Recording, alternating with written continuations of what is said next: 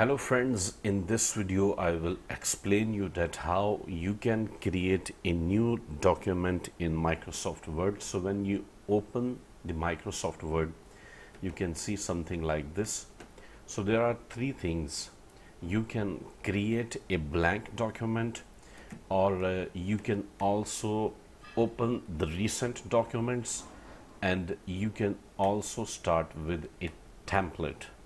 So here you can see like you have not opened any documents recently, so once you will open the documents they will appear here, so you can open from there. Or you can start a blank document, and here you can see like there are different templates, like this is cover letter, this is also cover letter, this is resume. So even if you want like business templates, you can start with business.